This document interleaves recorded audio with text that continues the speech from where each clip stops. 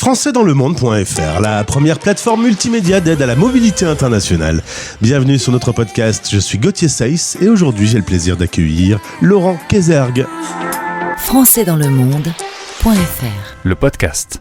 Nous partons à Tunis, le soleil de Tunis. Il fait beau d'ailleurs en ce moment, je pense. Laurent, il fait même trop beau, il n'y a pas de pluie. Oui, bonjour Gauthier. Oui, en ce moment, il fait, on peut dire, il fait trop beau. Un peu d'hiver nous ferait du bien, même si c'est un hiver tunisien, un hiver très doux. Et là, il nous manque un peu de pluie et on va commencer à faire les danses pour faire venir parce que c'est la sécheresse depuis maintenant au moins 6 mois. Eh ben dans 10 minutes, on fait la danse de la pluie tous les deux. Super. Laurent, merci d'être avec nous sur Français dans le monde. On va faire une petite photographie en 10 minutes de ta carrière d'expat. Tu commences l'aventure dans l'Hérault. On va parler de Béziers, de Montpellier, de cette zone où les cigales chantent. Tu étais dans le petit village de Latte, c'est ça ? Oui, j'ai vécu toute mon enfance à Latte, un village au sud de Montpellier. À 23 ans, tu vas rejoindre ta copine qui fait un stage jeune fille au pair aux USA. Tu vas donc vivre une première expatriation de 6 mois à Washington. C'était une envie très forte de voir le monde.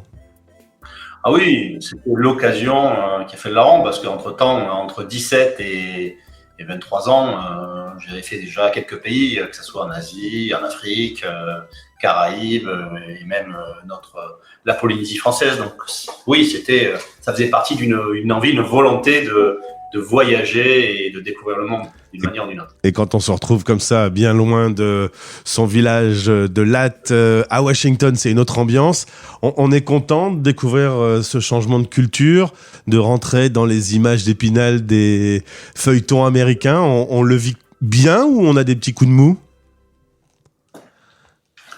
À 23 ans, quand on part pour 6 mois comme ça, tout il est beau, tout il est parfait. Ça, c'est certain parce que il n'y a pas de contrainte. Il y a juste une volonté de découvrir le monde et d'en prendre plein les yeux et d'en profiter et de découvrir cette culture qui est quand même assez éloignée de la culture européenne. Ouais. Donc, c'était vraiment une expérience extraordinaire. Voilà, ce que tu veux dire, c'est qu'à 23 ans, tout est beau dans le meilleur des mondes. Ah, j'espère que la plupart des jeunes qui partent ont cette vision-là, sinon c'est dommage. Il faut en profiter. Retour en France, puis à 27 ans, opportunité de devenir agent commercial pour le groupe La Place, que l'on connaît bien, on va en parler tout à l'heure. Tu t'installes à Bahreïn et tu travailles sur la zone du Moyen-Orient, Arabie Saoudite, Qatar. Là aussi, c'est pareil, autre décor que les USA. Quand tu acceptes de partir là-bas, tu vis un autre choc ? Là, on est vraiment dans une culture qui est complètement la culture moyen-orientale des pays du Golfe est très spécifique. Donc, on a une vision rigoriste d'une religion qui, aux côtés de cela, n'empêche pas d'avoir sa propre culture et sa propre vie, parce que il y a un côté un peu de caste, donc chacun un peu chez soi, et c'est la seule chose. Il y a plus de 20 ans que je regrettais un peu, mais c'était les mille et une nuits, quoi. Donc là-dessus, et c'est là-bas où je suis tombé à nouveau dans le monde associatif, car très rapidement j'ai pris la direction de l'association francophone de Bahreïn, le temps que j'étais dans ce petit pays où on était moins de 700 Français. On va parler de tes différentes casquettes parce que tu cumules plusieurs interventions dans le boulot et dans le monde associatif. Mais juste avant, et puisque tu es à Tunis aujourd'hui, on va continuer ton parcours avec, en 2006, une opportunité qui s'offre à toi en Amérique latine. Tu t'installes à Mexico. Décidément, tu auras vraiment conquis le monde, hein. Ah oui, le groupe pour lequel je travaille, La Place, m'a donné l'opportunité de devenir directeur Amérique latine pour le groupe et m'a permis de faire ma seconde expatriation qui a duré 4 ans. Et encore une fois, un changement total de culture, de continent, de monde culinaire. Tout était à l'opposé. Tout était à l'opposé et c'était encore une très très belle expatriation. Mais là, la différence, c'est plus la nouveauté. Donc, on est obligé de reconstruire. Donc, à partir de là, on peut parler de moments où il faut se remettre en cause, il faut accepter que il faut repartir à zéro chaque fois. Voilà. Mais c'est des beaux challenges de redécouvrir une nouvelle communauté et de nouveaux pays. Nouveau changement en 2009, tu t'installes à Tunis. Cette fois-ci, c'est toute la zone Afrique qui sera ta zone de prospection.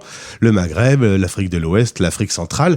On en parlait hors antenne. Une fois par semaine, tu te déplaces en Afrique et l'Afrique est grande, hein. Ah, l'Afrique est grande et même quand on voit les maps mondes qu'on a encore dans nos écoles, je pense qu'elles sont vraiment déformées. Il faudrait remettre l'Afrique au centre du monde car quand on fait ne serait-ce qu'un Tunis-Abidjan, c'est 5 heures d'avion, voire un peu plus. On fait presque un transatlantique, quoi. Alors, ta vie à Tunis aujourd'hui, au milieu d'une communauté francophone qui ne ressemble pas à toutes les communautés de Français dans le monde. On est sur 23 000 à 30 000. Évidemment, les chiffres ne sont jamais extrêmement précis. Mais 75% d'entre eux ont la double nationalité. C'est la grande particularité de cette zone du monde ? Oui, en Afrique et surtout au Maghreb, il y a une population double nationale très importante. Alors, pas forcément, on pourrait l'imaginer, retour d'immigration ou quoi que ce soit avec la nationalité. Non, c'est des gens qui sont là depuis plusieurs générations et qui ont cette culture des pays, donc comme la Tunisie, avec ses particularités et son art de vivre. Tu m'as dressé 3 portraits types, le chef d'entreprise, le retraité ou le représentant de l'administration française, qui sont la grande majorité de ces Français sur place. Alors ça, oui, ça c'est des expatriés, c'est sur les 23 à 30 000, c'est moins de 6 000 personnes, ça c'est cette population-là. Et après, sur les catégories doubles nationaux, on a une population qui est assez homogène dans un sens, quand on les retrouve après dans les conseils de bourse, on les suit, ainsi de suite, on a beaucoup de classes supérieures intellectuelles qui se retrouvent au niveau des facultés, au niveau de l'administration, beaucoup de chefs d'entreprise aussi encore, et ensuite des cadres de grandes banques. Après, évidemment, ça ne fait pas tout, mais... Oui, c'est les grands ensembles, mais il y a évidemment d'autres profils. La vie à Tunis aujourd'hui, capitale de la Tunisie, comment c'est le quotidien ? Alors, on parlait de la météo tout à l'heure, réchauffement, ça, on peut le constater, mais la vie est douce ?